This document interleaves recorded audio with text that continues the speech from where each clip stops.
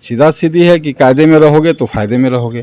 कोई भी सरकार जो अगर नीतीश जी छोड़ भी देते हैं, इसके बाद भी कोई सरकार आएगी, कभी भी कोई भी फाइल खोल सकता है। आपको याद होगा इसी मंत्रालय में लालू यादव भी जेल में बंद है। नहीं, इसका तो आइडिया मेरे पास नहीं है, लेकिन 3 में से 2 मंत्री जरूर बनेंगे।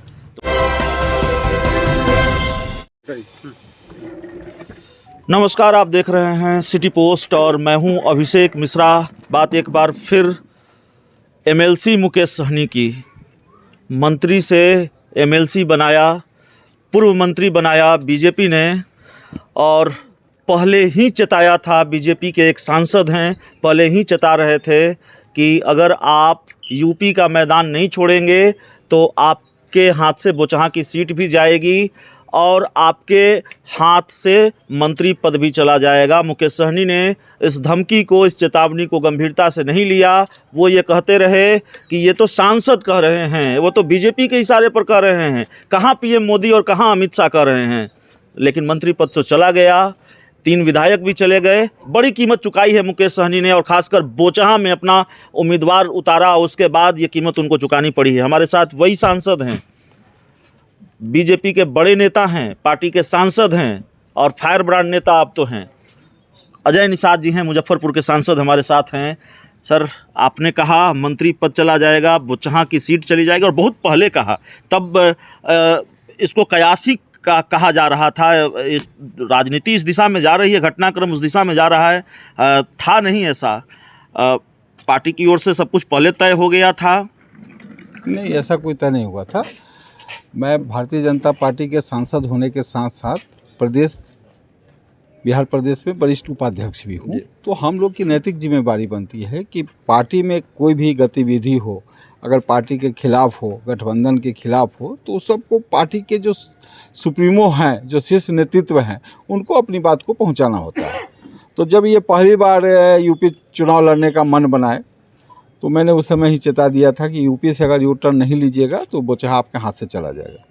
क्या यूपी का गुनाह माफ़ हो सकता था अगर बोचहा सीट पर अपने उम्मीदवार उतारने का ऐलान नहीं करते? तो मैंने तो बाद में भी बोला था कि अभी भी समय है, आप जो उम्मीदवार को दिए हैं उसका नामांकन वापस ले लीजिए, एनडीए उम्मीदवार को सपोर्ट कीजिए, तब फिर मैं आपसे बात करके मैं कोशिश करूंगा कि मामला को सेटल हो जाए। उनके 3 विधायक बीजेपी में चले गए, उसके बाद अब मंत्री पद चला गया, और जाहिर तौर पर एनडीए में है नहीं आधिकारिक रूप से, अब हम कह सकते हैं, क्योंकि बीजेपी उनको 1 मिनट भी बर्दाश्त करने को तैयार नहीं है। महागठबंधन का दरवाज़ा बंद है।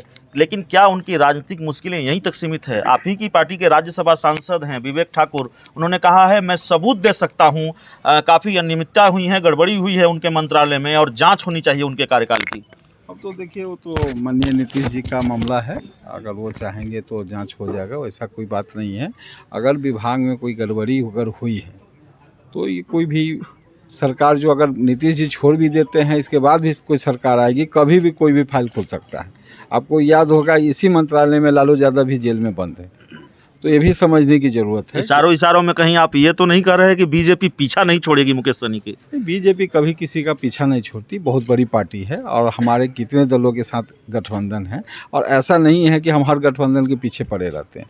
बीजेपी का स्पष्ट रहता है कि भाई आपके साथ हम हैं तो हैं, अगर आप हमको छेड़िएगा तो हम आपको छोड़ेंगे नहीं। बहुत पहले बहुत सारी बातें आपने कही, और जो कहा वो सही हुआ। ये दूसरे दलों के लिए भी सबक है, और ख़ासकर बीजेपी के दूसरे सहयोगी दलों के लिए, कि अब बीजेपी के साथ आप भिड़ नहीं सकते, बीजेपी की मुखालफत आप नहीं कर सकते। एनडीए में रहते हुए बीजेपी सबसे बड़ी पार्टी है। सीधा सीधी है कि कायदे में रहोगे तो फायदे में रहोगे। सारे सहयोगी दलों को मैसेज है। आपके बगल में किशन चौधरी हैं जी, और किशन चौधरी से आपकी मुलाकात हुई है। किशन चौधरी जी से हमारी बातचीत हुई थी, पटना में भी हमारा इंटरव्यू हुआ था। कहाँ तो ये आरजेडी के दावेदार थे बोचहा सीट से, और कहाँ अब बीजेपी सांसद हैं अजय निषाद जी, उनके बगल में खड़े हैं। अजय निषाद जी मुलाकात करते हैं। क्या खेल बोचहा में चल रहा है? देखिए, कोई भी नेता या कार्यकर्ता अगर हमेशा गतिशील रहता है तो हर चीज़ के लिए वो प्रयास करते रहता है, उसी में लोग सफलता लेते हैं और उम्मीदवार बनते हैं। किशन चौधरी जी से हमको लगता है कि पिछले हमको लगभग 12-15 साल से परिचय है। 2009 में जब बाबूजी हमारे यहाँ एनडीए से प्रत्याशी हुए थे, उस समय से इनसे मेरा व्यक्तिगत जान पहचान है। और बराबर चूँकि दलित समाज के कद्दावर नेता हैं और जिस समाज से बिलोंग करते हैं उस समाज में ज़्यादा एनडीए में नेता भी नहीं है, तो बराबर ही लगे रहे। रामविलास जी के पार्टी में भी काफ़ी समय तक मतलब बहुत दमेदार और मजबूत पोस्ट पे रहे। रामविलास जी का जो लोक जनशक्ति पार्टी बनी उसमें भी इनका अहम योगदान रहा। फिर जदयू में आए, जदयू के बाद फिर वीआईपी में अचानक आ गए बिना हमसे पूछे हुए। उस समय अगर हमसे पूछ लेते तो मैं मना कर देता। आखिरी सवाल है सर, आखिरी सवाल है, मंत्री कौन कौन बन रहा है, कौन कौन से वीआईपी के, अब तो वीआईपी के विधायक नहीं हैं, लेकिन राजू सिंह, सवर्णा सिंह और मिश्री लाल यादव में कौन कौन मंत्री बन रहे हैं, और बिहार के अगले पशु एवं मत्स्य संसाधन मंत्री कौन होंगे? कम से कम बीजेपी तो ये तय करेगी, ईमानदारी से तो बता ही सकते हैं आप। नहीं, इसका तो आइडिया मेरे पास नहीं है, लेकिन 3 में से 2 मंत्री जरूर बनेंगे। तो बड़ी खबर दे दी है बीजेपी सांसद अजय निषाद जी ने।